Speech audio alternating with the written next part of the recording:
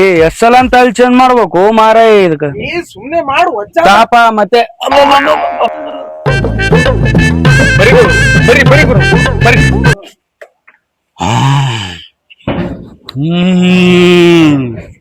ಬುಡ್ ಬುಡ್ ಬುಡ್ ಬುಡ್ ಬುಡ್ ಬುಡ್ ಬುಡ್ ಬುಡ್ ಶಿಷ್ಯ ಗುರುಗಳೇ ಐತೆ ಐತೆ ಇಲ್ಲಿ ಒಂದು ಸಮಸ್ಯೆ ಐತೆ ಗುರುಗಳೇ ಅಲ್ಲಿ. ಸಮಸ್ಯೆ ಇಲ್ಲ ಶಿಷ್ಯ. ಗುರುಗಳೇ ಬಂಗಾರ ಬಂಗಾರ. ಐತೆ ಗುರುಗಳೇ.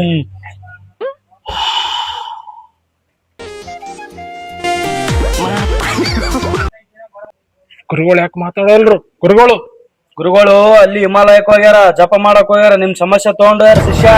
ಬರ್ತಾರ, ಜಪ ಕುಂತಾರ, ಬರ್ತಾರ. ಇರು ಅವಸರ ಶಿಷ್ಯ ಇಲ್ಲಿ ಐತೆ ನೋಡು ಶಿಷ್ಯ, ಇಲ್ಲಿ ಐತೆ ಶಿಷ್ಯ, ಇಲ್ಲಿ ಐತೆ. ಗುರುಗಳೇ ನಮ್ಮ ಅಪ್ಪಗೆ ಬರ್ತೀನಿ. ಅಪ್ಪ ಅಪ್ಪ ಹೊರಗ್ ಸ್ವಾಮೀಜಿ ಬಂದಾರಪ್ಪ, ದೊಡ್ಡ ಸ್ವಾಮೀಜಿ. ಯಾವ ಸ್ವಾಮಿಗೆ? ನಾನ್ ನೋಡ್ಲಾರ ಸ್ವಾಮೀಜಿ ಏನು ಎದಕ್ ಬಂದಾನ? ಅಪ್ಪ ನಾವ್ ನಿಧಿ ಅಂತ ಅಂದಲ್ಲ ನೀನು, ಹೌದು. ಅವ್ರಿಗೆ ಗೊತ್ತಿದಂಗ್ ಕಾಣ್ತದಪ್ಪ ಅದು.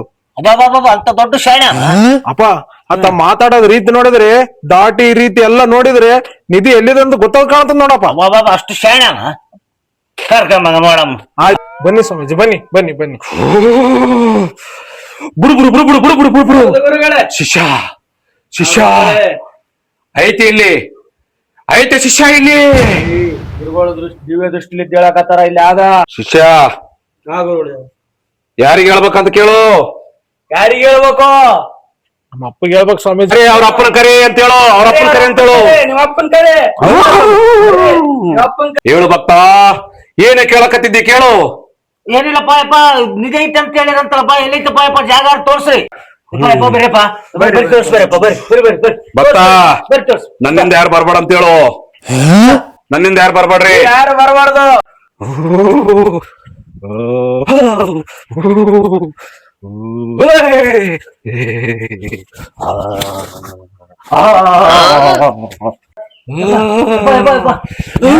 ಇಲ್ಲ ಆಗಂತ ಹೇಳಕತ್ತಾರ ಗುರುಗಳು. ಹಂಗಾರೆ ಈಗ ತಗ್ಸ್ಬಿಡ್ಲಿ ಗುರುವೇ ಈಗ ತೆಗ್ಸಕ್ ಬರೋದಲ್ಲ, ಯಾವಾಗ ಸ್ವಲ್ಪ ಖರ್ಚಾಗ್ತದ ಅಂತ ಹೇಳು.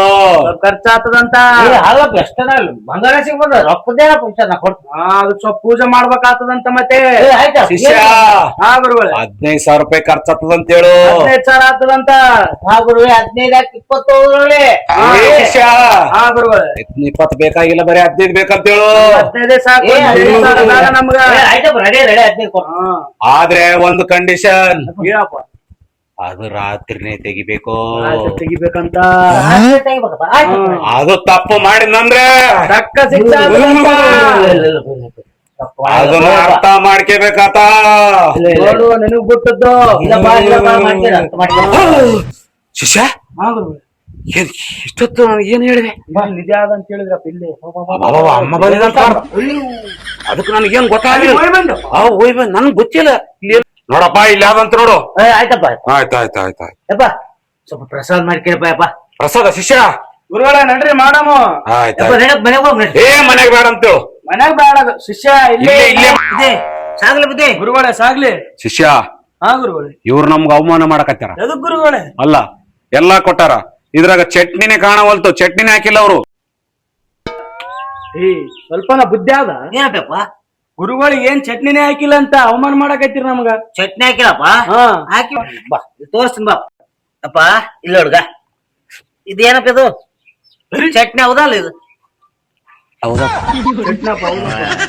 ಎಲೆ ಅವನ ಏನು ಮಾಡ್ತದ? ಅದ್ರ ಇದ್ರಾಗ ಇದ್ದಿದ್ದು ಚಟ್ನಿ ಕಾಣವಲ್ದು, ನಿಮ್ಗೆ ಭೂಮಿಯಾಗಿರೋ ನಿಧಿ ಕಾಣ್ತದ. ನಾವು ನಿಮ್ಮಂತ ನಕಲಿ ಸ್ವಾಮಿಗಳು ಬಂದು ಒಳ್ಳೆ ಒಳ್ಳೆ ಸ್ವಾಮಿ ಮರ್ಯಾದೆ ಹಾಳು ಮಾಡ್ರಿ.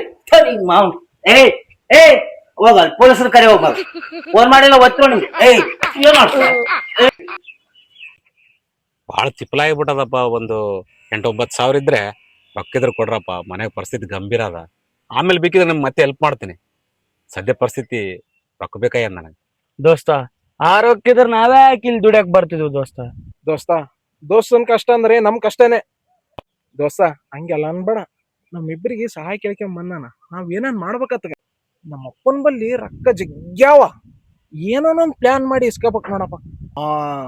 ದೋಸ್ತ ಇಲ್ವಾ, ನಾವೊಂದ್ ಪ್ಲಾನ್ ಮಾಡಿದ್ರೆ ಎಲ್ಲ ಉಲ್ಟಾ ಆಯ್ತಲ್ಲಪ್ಪ. ಇಸ್ಕೊಂಡು ಏನ್ ಮಾಡ್ಬೇಕಂದಿವಿ ಶಿಷ್ಯ